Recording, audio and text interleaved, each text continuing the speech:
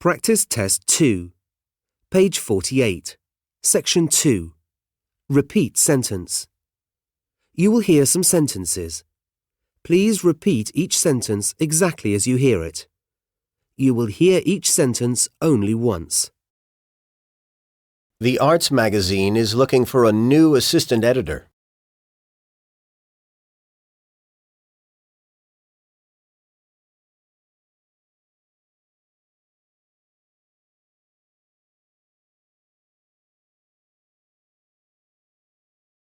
The lecture will deal with the influence of technology on music.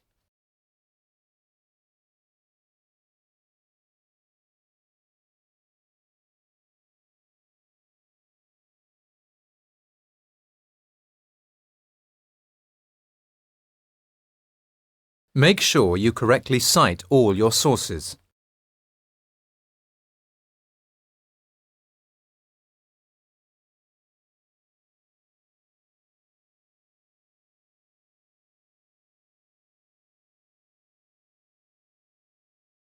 There are hundreds of clubs and societies to choose from.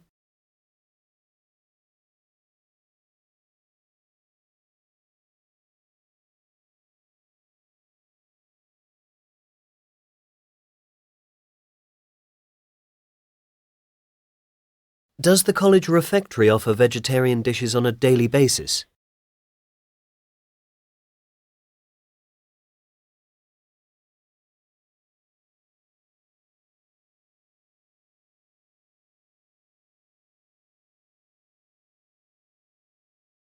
All essays and seminar papers submitted must be emailed to your tutor.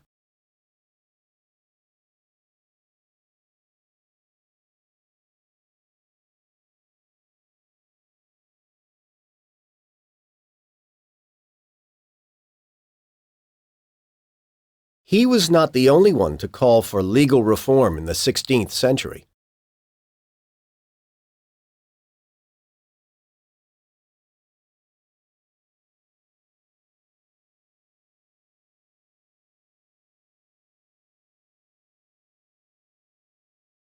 The Drama Society is now auditioning for parts in the student play.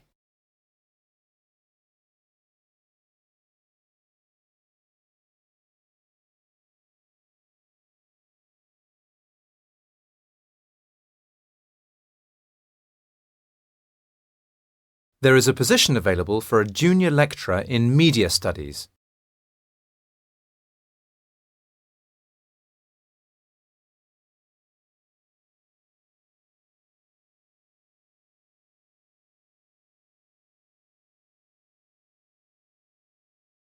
There will be a significant rise in tuition fees starting next year.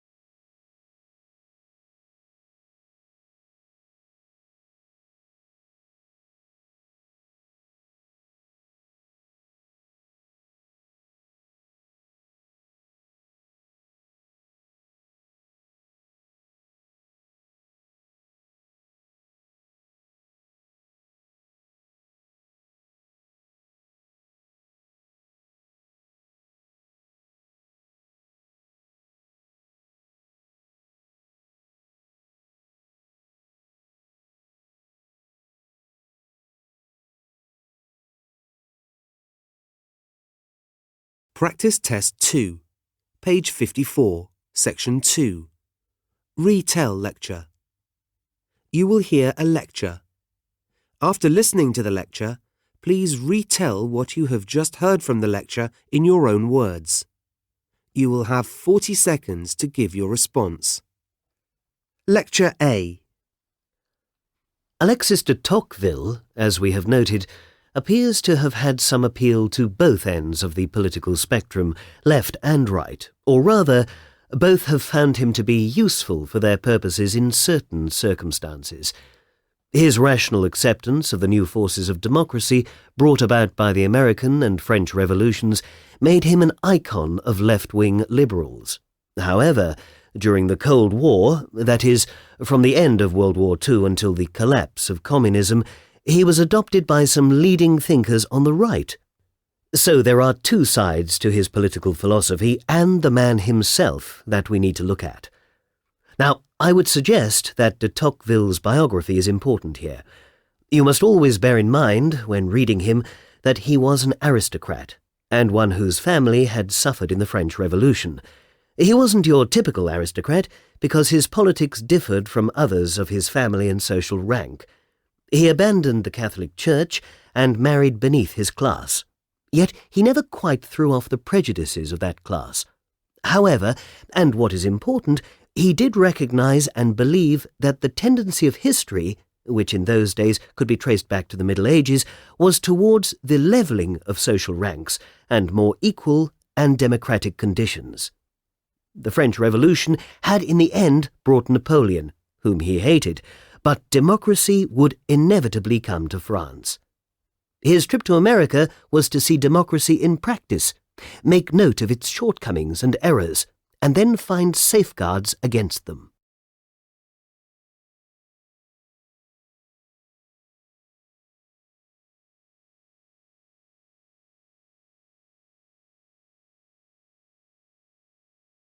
Lecture B. What I want to look at today is the question of how much technology, if a pen can indeed be called technology, perhaps I should say the instrument of writing, affects a writer's style and level of production. I also want to consider other factors that may have an effect on prose style, such as personality, educational background, and so on. Now, production levels aren't so hard to measure in relation to the writing instrument used. The quill pen, for instance, would need continual refilling and resharpening, which led to a leisurely, balanced style of prose, full of simple sentences. Writing took a lot longer than now, and the great novelists of the 18th century, Fielding, Smollett, Richardson, had a relatively small output, though some of their books ran to enormous length. By the middle of the 19th century, the fountain pen had been invented. It didn't need such constant refilling, which can account for the more flowing, discursive style of, say, Dickens and Thackeray, as well as their tremendous output. Then came the typewriter, whose purpose, once you got the hang of it, was to speed up the writing process, and was therefore much favoured by journalists. This, it seems to me, gave rise to a short-winded style, characterised by short sentences. A short prose style, if you like.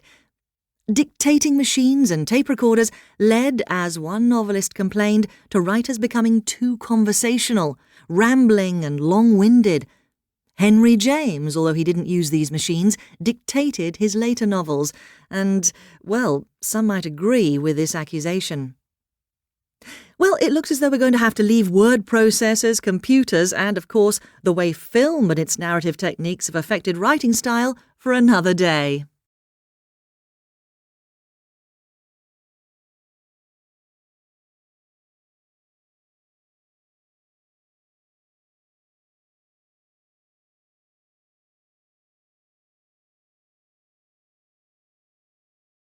Lecture C. It is almost impossible these days not to include photography in a course on the history of art. I disagree with people such as Walter Benjamin, who suggest that technology and art don't go well together. Photography, with its realism, its accurate representation of the thing in front of you, initially deprived many artists of their subject matter, forcing them to look in new ways. No bad thing. True, mass-produced images of, say, the Mona Lisa obviously can't provide the same experience as seeing the real painting. On the other hand, there are photographs which, to my mind, are far more thought-provoking and have greater emotional impact than a painting of the same subject ever could. Some people say that the traditional idea of an artist with a trained hand and eye is old-fashioned. They no longer believe that an artist needs specialist knowledge, but rather that he or she can simply point a camera at a scene and record it. However, on the one hand, that ignores the creative skill involved in producing photographs. On the other hand, it also ignores the fact that even in the past, painters used various technological aids. For example, the Dutch painter Vermeer used a camera obscura to help him create his images. We'll go into that later, but for now, I want to look at the documentary and cultural value of photography.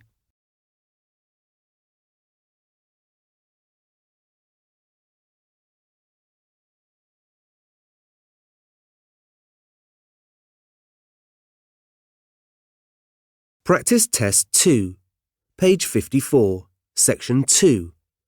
Answer short question. You will hear some questions. Please give a simple and short answer to each one. Often just one or a few words is enough. What emergency service is usually called when someone is in trouble at sea? Ambulance or Coast Guard?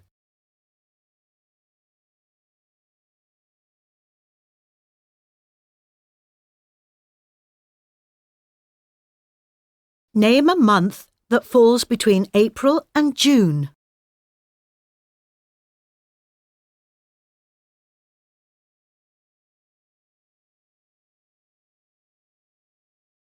What word describes moving a program or other material from a website to your computer?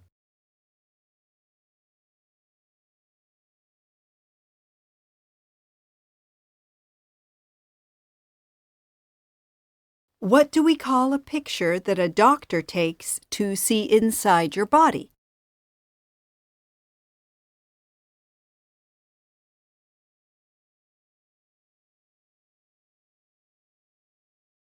What crime has someone stealing items from a shop committed?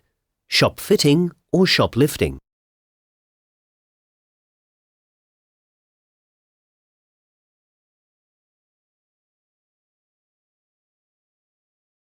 If someone is feeling a little ill, they may say they are feeling under the what?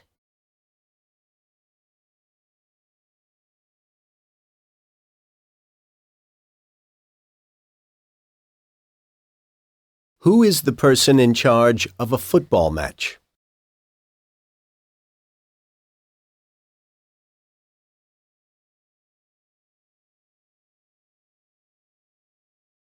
What do we call the last game in a sporting competition which decides the champion?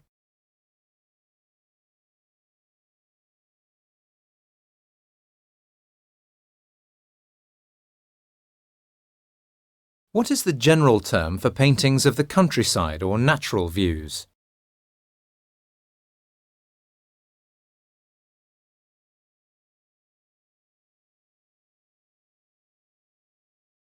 Which of these would probably be found in an office? A printer, a blanket, or a nail brush?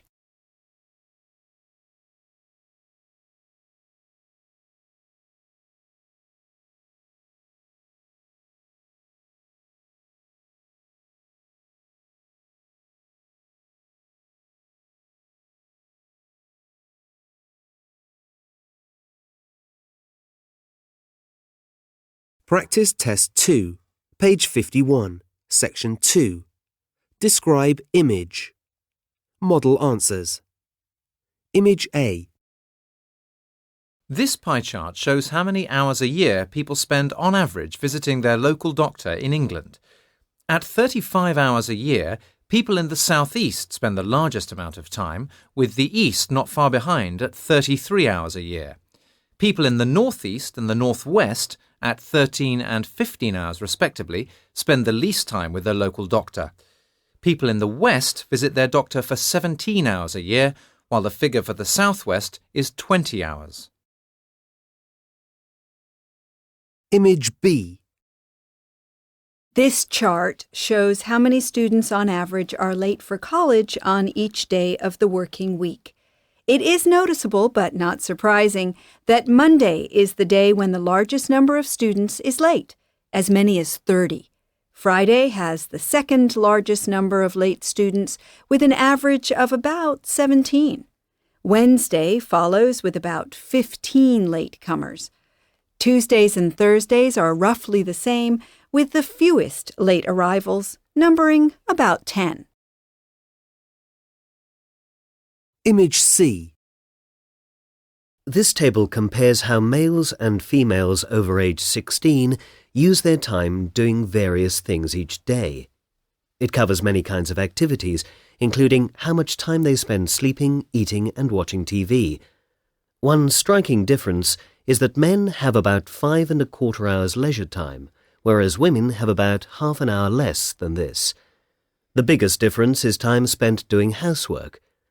Women spend 3 hours a day doing housework, while men spend just under half that amount. Otherwise, there is not much difference between the time males and females spend on other activities.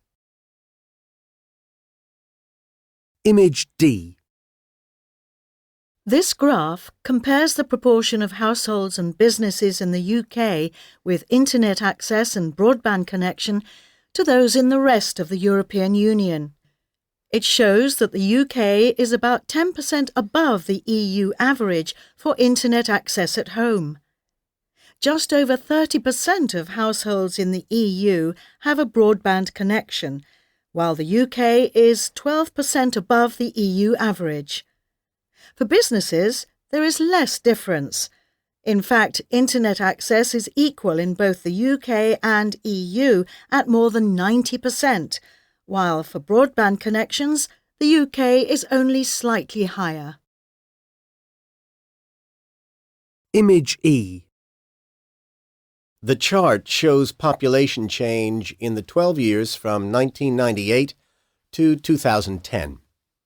It shows both natural change, which I assume means births and deaths, and net migration, and how these contribute to population growth. Between 1998 and 2002, there was a decline in growth due to natural change. But after that, there was a steady rise during the rest of the period, peaking at an increase of just under 250,000. Figures for net migration peaked in 2005 at over 250,000, then fell to under 200,000 in 2009, before picking up again to reach about 225,000 in 2010. In general, the population rose over the period covered. Image F. This pie chart shows how much time students spend reading various types of text. It is surprising to see that, given that they are students, only 7% of reading time is spent on reference books. 15% of their time is spent reading on the internet. Newspapers take up the largest portion of students' reading time at 32%, closely followed by fiction at 26%. The third most popular kind of reading matter is magazines, which take up 20% of students' reading time.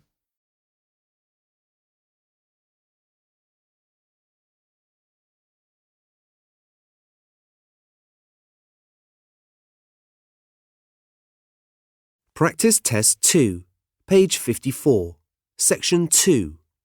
Retell lecture. Model answers. Lecture A. People on both the left and right wings politically have adopted de Tocqueville. He appealed to the left wing because he accepted democracy, and he appealed to the right wing during the Cold War. Although he was an aristocrat, his views differed from his family and other aristocrats. He believed that in the future, people would be more equal. Lecture B. The instrument writers use affects their style. Writing with a quill took a long time, so writers tended to write in short sentences. They had a balanced style, and their output was small. Writing with a fountain pen led to a more flowing style. Writing with a typewriter produced a more journalistic style, and writers produced much more work. Some people feel that writers who dictated their work, such as Henry James, became too conversational. Lecture C. The lecturer said that art and technology can exist together.